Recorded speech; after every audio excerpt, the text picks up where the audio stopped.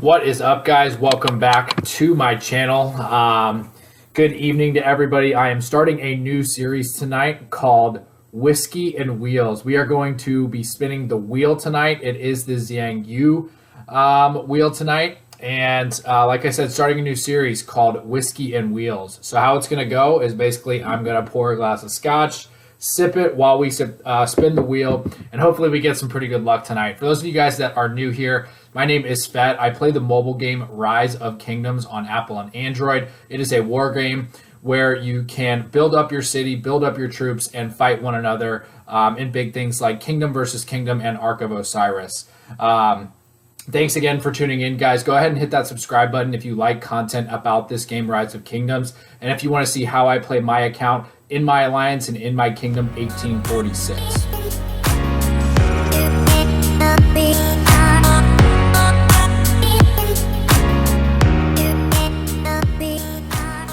Alrighty.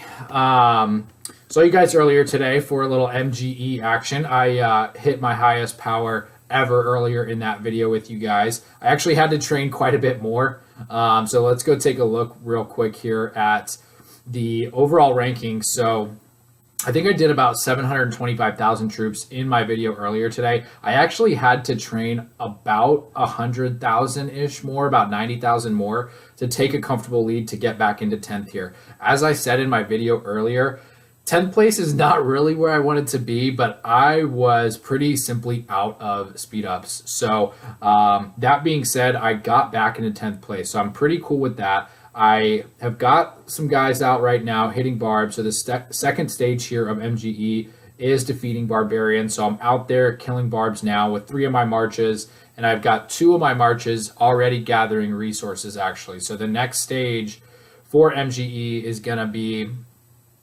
the gathering resources stage. So that's what I am already doing in preparation. I really want to keep my top 10 spot here. What I'm looking at for rewards is if I get in 10th, I am looking at a 20 sculptures. I did decide to go with Chandragupta instead of going with, I guess it's Yadwiga. I was saying Jadwiga earlier. I was corrected in one of my comments that I've been saying that incorrectly. But yeah, I'm going to go with Chandra here because I do want to pair Chandra with the wheel commander that we're going for tonight. So this is Xiang Yu. He's amazing. We are going to do a review of his skills tonight and who I think I'm going to pair him with. Like I said, it's probably going to be Chandra, but it could be some other commanders as well, like Attila. So we'll do a full review of him tonight. I know earlier for the MGE video that I did, it was kind of a light review of the skills, but we're going to do a deep dive here on this guy because I am dead set on getting him maxed and using him as opposed to Yadwiga. I am not necessarily going to go for her whatsoever. So, all right, I did the first 2 spins on this, guys, and I didn't get anything really noteworthy. I got 2 gold stars, and then, of course, I got the building speed ups. For anyone that's curious, I'm drinking my Dalwhinnie 15, which is my scotch of choice. And I didn't really get anything noteworthy on the free spin or the 50% off spin. So now we're getting into the real meat of the spins here tonight, hoping that I can get some luck. We'll see if the game knows that I am partaking in a little libation here, and maybe it'll give me some extra luck tonight. So cheers, guys, to the wheel. It's one of the best events in the game in terms of value if you get lucky, right? Lilith likes to make it seem like it's a really good value, but sometimes, man, like the last time with this wheel, I want to say I got maybe 40 or 50 sculpts with getting each of these chests, right? So if I'm looking at the chests here, the first 10 spins, I'm going to get 5. The next 25, I do get 5 universals, which is great. 45, I get an additional 10. 70, I get 10 universals, and then 100, I get the 15. I'm not kidding. I think I got 50 total last time, which I did 186 spins. The value was not there, to say the least. So let's go ahead and jump right into it, guys. We're going to start with the first 5 spins and see what we get.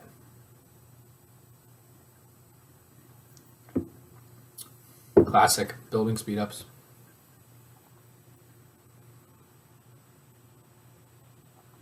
First one. Okay. Not great. So I got the building speed ups, food, 45 hours of speed ups, which is great because I just spent basically everything I had today on the MGE. Overall, not really a good spin there. Let's go for some more. Okay, a single. I'll take that. God, what was that? Research?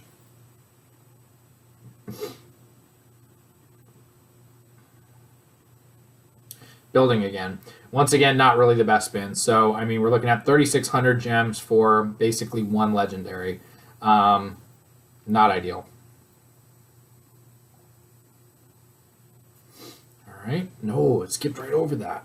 I do need the training speed up. So, like I said, there we go, baby. Woo! The 8 spot. Gotta love it. Gotta love it. Get the universal in there. One more. Beautiful. So that's 10 sculpts right there for 3,600 gems. That's a good deal. That's what I'm talking about. Nicely done. There we go. Thank you.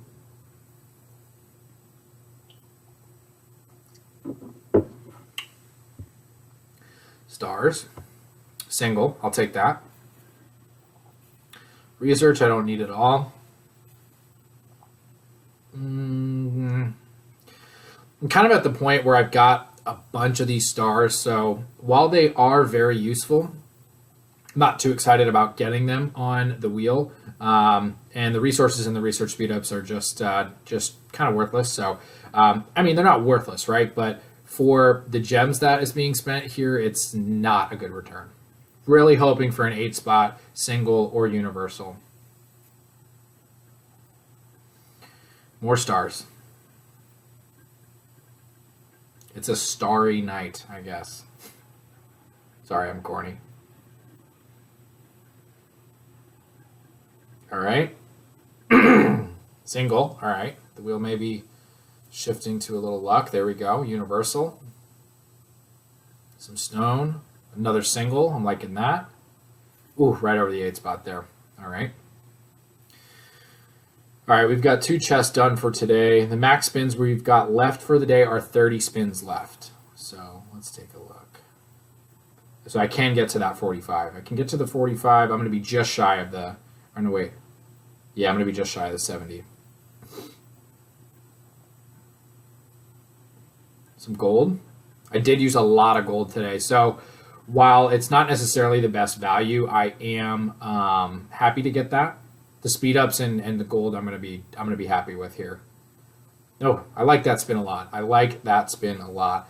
First of all, I got 3 sculptures, which is amazing. And then I also got, what, 1.6 million gold? Boom. I like that a lot.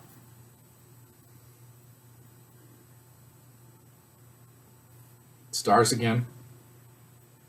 Another single. Some wood. Stars.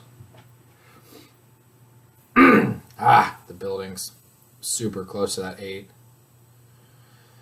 Come on, give me that 8 spot. I already got one tonight, but just give me another. I'll take the single, though. I will take the single. Come on. Dang. Low value on that one.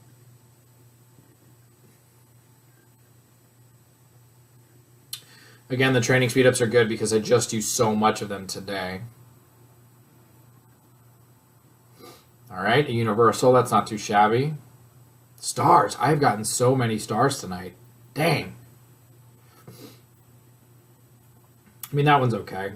I'm much more happy about training speedups than I would be about, building or research. So there's the 10. That's nice. I think that'll add another skill for me on this guy. We'll definitely go and check out his skills and level him up a little bit after I am done with these daily spins.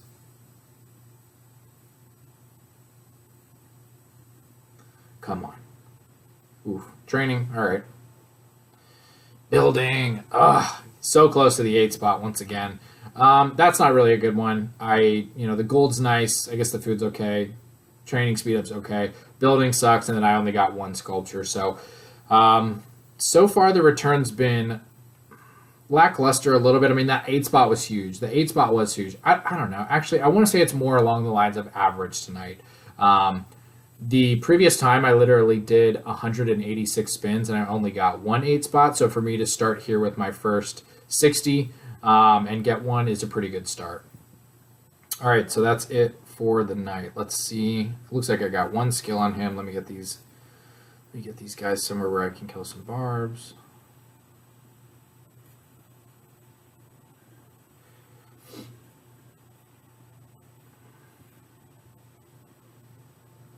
Got some Soroli that just came out tonight.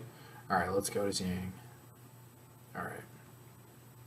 So right now I've got him at a 5-2. Again, this is a commander that I am very, very excited to max all the way. And I'm 100% going to do it. Let's see. I got 1.5 tonight, which is a really good evening, actually, for the wheel. So I'm pumped up about that. All right. So now to kind of start the review of what we want to do with this guy. So Xiang Yu, really cool. He's got this cool spear type thing right here.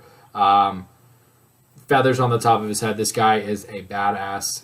And his skills are just really, really good. So he's a cavalry, conquering, and skill commander, which is really good and useful for many things. Obviously, rallying would be one of them. But he's going to do a lot of good things in the field as well, which is why I'm so excited to get him. My initial kind of thought after looking at him was that he might be pretty good with William. But then after a little more thought, I think Chandra is going to be the better match. But let's take a look here. His first skill, his active skill, is deals direct damage to up to 3 targets in a forward-facing fan shaped area, and the damage is 1,700. And then he also does a defense reduction of 30%. So he's going to do a bunch of skill damage and reduce defense of the target, which is great. So all the targets that he's hitting with his AoE are getting their defense reduced. So it's not just the target that he's hitting or that he's targeting specifically. Anything in that AoE up to 3 targets is going to get the defense reduction as well. Skill damage reduced to each target by 25%, which is pretty run-of-the-mill. But this is a really good active skill just to start with. The second one is attack bonus. So 40% attack bonus is pretty good. You don't necessarily, you'd rather see, of course, like health or something or defense with cavalry because they're going to do so much attack anyways. But 40% is a lot, so that's nice. And then you just get a general march speed bonus of 15%, which is going to stack nicely with some other commanders in here like Attila or a Khan or really anybody like that that's already pretty quick. This is going to stack nicely with that. When attacked, they have a 20% chance to gain 15% march speed for 3 seconds. This effect can trigger once every 5 seconds. Okay, so it's a pretty decent skill. I mean, I'm not going to say that it's anything to be really, really excited about, but it's just kind of a good, solid second skill here for Xiang Yu. The third one, let's see.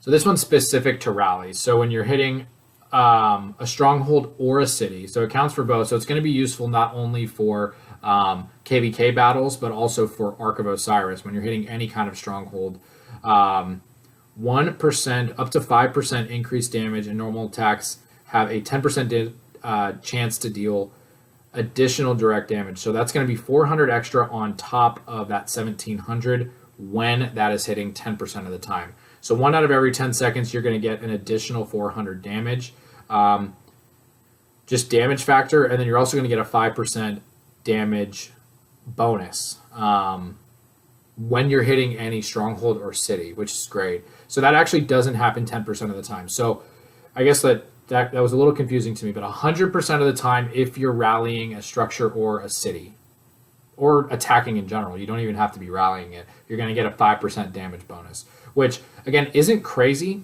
but because it's a damage bonus and not an attack bonus, it's actually really, really useful. It's nothing like that's going to make him ridiculously OP, but it is a nice little boost to when he's hitting a city or stronghold.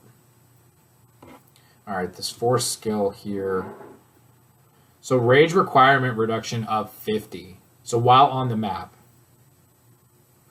So after Xiang Yu has used his active skill, his troops will gain a stack of cav damage plus 1%, so up to 5%, and march speed of minus 10% for 10 seconds. Another stack is gained if they are being surrounded. This effect can so if I'm reading that correctly, stacking up to 6 times at 5% is going to be a 30%, right? So cav damage is going to be increased by 30% for, not for 10 seconds, but for if it did stack 6 times in a row. Yeah, that's nice. That's really good. So that's after you've the 6th second, you're going to have a 30% damage bonus if you're using cav, which of course with this guy, you're going to be using cav. But you're going to get a 30% damage bonus for 4 seconds. Wow. Wow. That's a really good skill right there. Not only that, but the rage requirement reduction of 50 is amazing as well. So his is a normal, actually his rage requirement's lower, 900. That's huge. So not only is it at 900, but it's also, you're going to get the 50 rage reduction, requirement reduction for that active skill. That's a really good skill right there. And the stack, if you're using cav, you don't have to be attacking anything specific. It's just while you're on the map, which would be a rally. It would be in the field, in KVK, in Ark of Osiris. So that is an extremely good skill right there. Let me see. Yeah, I mean, so he pops this active skill, and then for the next 10 seconds, he gains a stack of cav damage. Another stack is gained if he's being surrounded. So you almost want him to be surrounded right when he pops that skill so that the stack can double up and you get to that 30% extra damage bonus quicker. What this doesn't say, so what this doesn't mention is if the stack resets when he pops that skill. So that's interesting, right? Because at 900, with the reduction down to 850, so at 850 rage, it's probably not going to take you 10 seconds to pop another skill, right? I wouldn't think so. Especially with the skill tree. I'm not sure. That could be interesting if it resets every time the active skill pops, because if that's the case, would you ever get the full stack? Because I don't ever imagine it ever taking 10 seconds to pop an 850 active skill twice, you know? So that's something that maybe I'll message support about to see if this does reset or if it continues to stack regardless if he pops an extra active skill in there.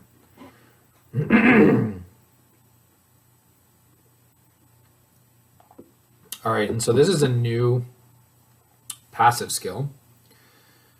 Boom, just on top, extra 10% skill damage.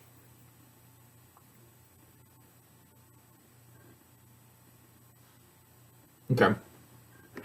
So when troops have gained a rage buff for more than one turn, their skill damage will increase by 10% for 3 seconds. This effect can trigger at most once every 5 seconds. So this one's also a little confusing. I'll probably ask support about the 4th skill and the 5th skill here. So troops led by this commander deal an extra 10% skill damage. Is that all the time, or does that apply to the next sentence here where they've gained a rage buff? Or is it both, and does it stack? It's a little confusing. Nonetheless, an extra 10% skill damage just as an extra passive skill is really good. So if that's the case and both of those sentences kind of go together, it still is great because that will stack from 10. Let's see.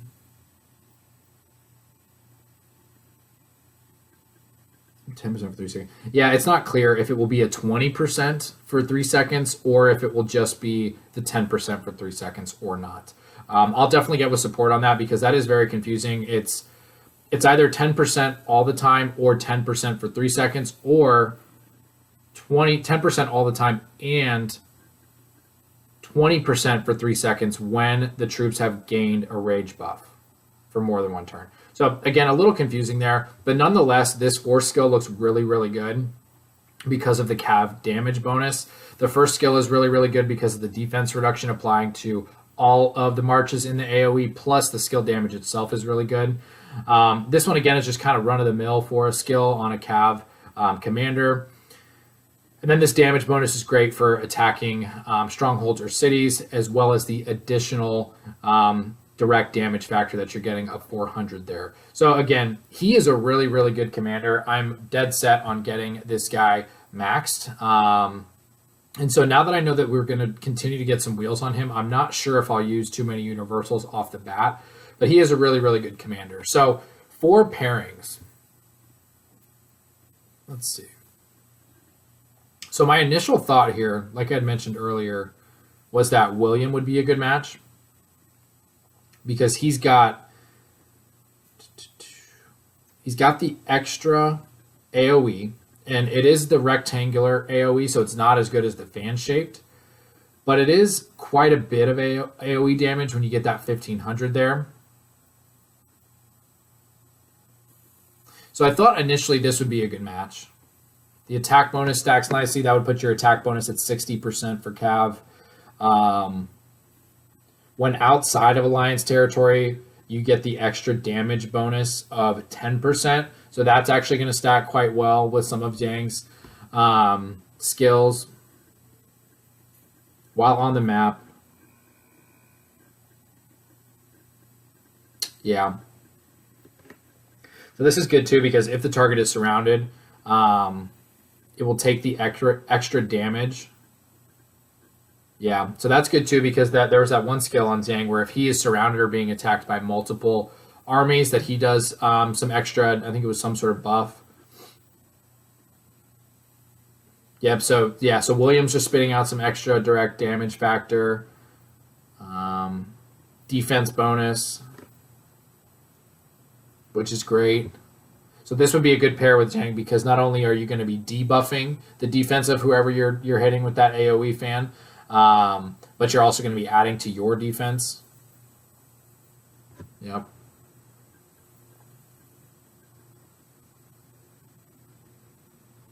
Yep, if the target is surrounded, it will take extra damage. So I originally thought this would be a good pair, and then the more I looked at it, I thought more so that Chandra would probably be a better pair.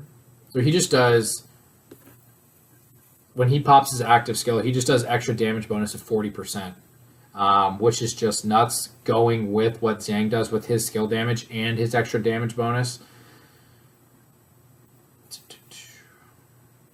This one also buffs your own march, so when you're hitting a structure. So this is going to be extremely useful for rallying. And we've already seen some really good tests come out from this combo right here, the Xiang Chandra, and this is why it's so good, is because not only are they going to do extra damage to a stronghold, but they're going to take less damage from that stronghold as well. 10% damage reduced by a stronghold here by Chandragupta. This is what we were looking for. So the health 20% is amazing right there.